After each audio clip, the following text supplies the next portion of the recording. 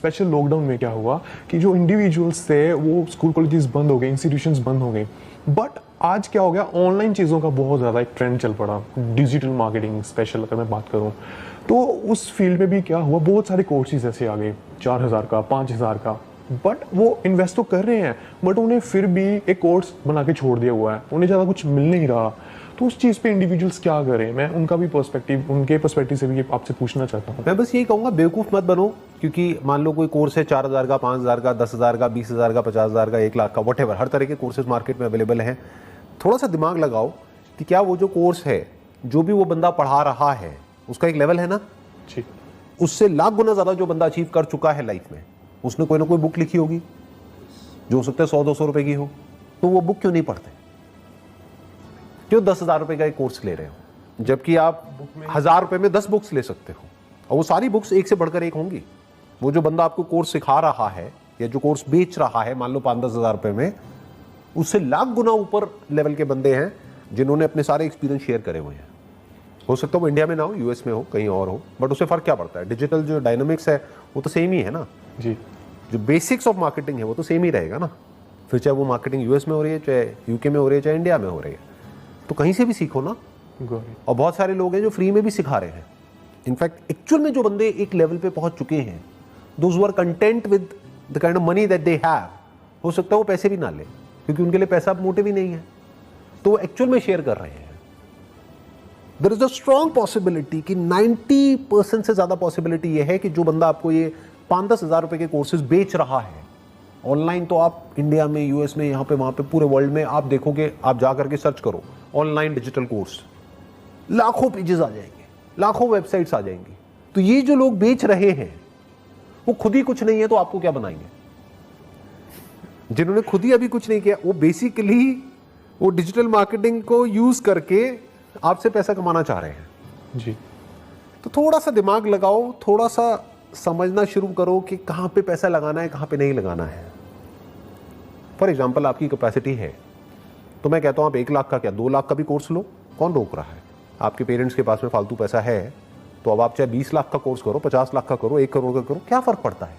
But मान लो आपके पास में टोटल ही 50,000 रुपए है और उसको ले जा करके आपने कहीं ऐसी जगह दे दिया किसी को, वो 50,000 रुपए कोई कोर्स करने के लिए, जो बड़ी बड़ी बातें करके आपको वो कोर्स करवा रहा है या करवा रही है, और आप फंस गए वहां पर जाकर के। तो आपके पास तो 50,000 रुपए था, वो सारा 50,000 रुपए वहीं पे आपने खत्म कर दिया। अब बिजनेस कैसे करोगे? इम्पॉसिबल। इससे बेटर ये था 50,000 रुपए वहां पर उस बंदे को देने की बजाय 500 रुपए की आप कोई बढ़िया बुक्स लेते। कंपैरेटिवली ई बुक्स जो होती है वो सस्ती होती है, तो ई बुक्स ले लेते। इवन फ्री भी अवेलेबल है। सिर्फ फ्री इंपॉर्टेंट नहीं है, ये भी ध्यान रखना है कि वो फ्री आ कहां से रहा है। इंडिया में बेसिकली फ्री के नाम पे बहुत लोग फंस जाते हैं, क्योंकि ये जो कोर्सेज बेचते हैं ना, ये सीधा डायरेक्ट नहीं बेचते हैं। पहले आपको फ्री का लालच देंगे, फिर कोर्स बेच देंगे, फिर आपके पास फोन आने लग जाएंगे दिन में 10, 20, 30, अब ये कर लो, वो कर लो, वो कर लो, वो कर लो, अब ये बेसिक कोर्स आपने किया, अब एडवांस कर लो, अब ये कर लो, वो कर लो। तो ये फ्री के लालच में हम लोग बड़ी जल्दी फंस जाते हैं। तो जरूरी नहीं है कि सिर्फ फ्री ही इंपॉर्टेंट है, क्योंकि अगर फ्री में तो गार्बेज भी मिलता है ना जी, कचरा भी है। आप यहाँ से बाहर जाओगे, कूड़ादान है, वहाँ पे फ्री है सब कुछ, जितना मर्जी ले लो, तो क्या वो अच्छा है? तो आपको ये देखना है कि चाहे वो फ्री में है, चाहे उसके पैसे लग रहे हैं, that is not important. Important ये है कि सिखा कौन रहा है, उस बंदे का खुद का लेवल क्या है। अब क्या होगा, आपको ऐसे भी लोग मिलेंगे जो एक लेवल पे हैं और वो उसी चीज का चार्ज कर रहे हैं, मान लो 50,000 रुपए, और उनसे ज्यादा नॉलेजेबल, उनसे ज्यादा एक्सपीरियंस्ड, उनसे ज्यादा पैसे वाले लोग बैठे हैं जिनके लेक्चर्स आपको फ्री में देखने को मिल जाएंगे। तो देखो, वहां से आपको सीखने को मिलेगा। तो फ्री भी देखना पड़ेगा कहां से आ रहा है, उसका बंदे का खुद का लेवल क्या है। आपको समझ आया ये बात? क्लियर हुई? बिल्कुल, एब्सोल्युटली क्लैरिटी आई ना जी। कि अगर आपके पास में लिमिटेड पैसा है, मान लो 50,000 रुपए, 1 लाख रुपए, तो फालतू के कोर्सेज में अपना पैसा वेस्ट मत करो। उस पैसे को इंटेलिजेंटली इन्वेस्ट करो, एक एक रुपए को सोच समझ के खर्च करो। सीखना है तो आज की रेट में 1,000-2,000 रुपए में, इसको इन्फॉर्मेशन एज बोलते हैं, 1,000-2,000 रुपए में अच्छी जगह से, अच्छे लोगों से, अच्छी बुक से आप सीख सकते हो। तो अपने उस 50,000 रुपए को, लाख रुपए को बचाओ, उसको यूज करो बिजनेस को करने के लिए, जो सीखा है उसको प्रैक्टिकली करने के लिए।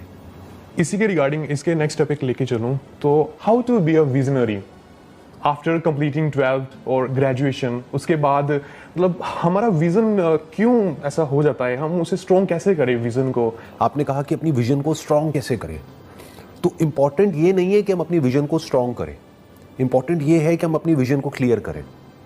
दोनों में बड़ा डिफरेंस है। ज़्यादातर लोग क्या करते हैं, अपनी विजन को बहुत स्ट्रॉन्ग कर लेते हैं कि मुझे ये करना है और हर हालत में करना है, but they don't have any clarity और एनी क्लू अबाउट कि वो क्या कर रहे हैं, क्यों कर रहे हैं, वो करके क्या होने वाला है, कैसे करना है, उस सब के ऊपर उनका ध्यान नहीं है। तो उनको क्लियरली नहीं पता है कि मुझे क्या करना है और कैसे करना है। जो भी उनके माइंड में एक विजन है उसको लिख करके या तो कहीं पे लगा दिया है या अपने दिमाग में बिठा लिया है कि मुझे ये करना है, ये करना है, ये करना है। सब लोग मना कर रहे हैं, घर वाले वो कह रहे हैं क्या बकवास है, तो वो घर वालों से लड़ रहे हैं, तो वो विजन और स्ट्रांग होती चली जा रही है। तो उन्हें लग रहा है कि मैं सही ट्रैक पे हूं। तो विजन स्ट्रांग नहीं होनी चाहिए, विजन क्लियर होनी चाहिए। If you are doing business तो you must be very clear about कि क्या प्रॉब्लम है जिसको मैं सॉल्व करने वाला हूं अपने प्रोडक्ट्स या सर्विसेज के through. That is important, not strength of vision. क्योंकि बहुत लोग हैं उनकी विजन बहुत स्ट्रांग होती है, स्ट्रांग इन द सेंस कि उनका जो भी ड्रीम है उसको उन्होंने बहुत स्ट्रांगली पकड़ लिया है कि मुझे मिलियनेयर बनना है, मुझे बिलियनेयर बनना है। उससे कुछ थोड़ी ना होता है। इंपॉर्टेंट ये है कि are you clear in your mind कि आप एग्जैक्टली क्या कर रहे हो और उससे और लोगों का क्या बेनिफिट होने वाला है। क्योंकि उनका बेनिफिट होगा तभी तो आपको पैसे देंगे, तभी तो आप आगे बढ़ोगे।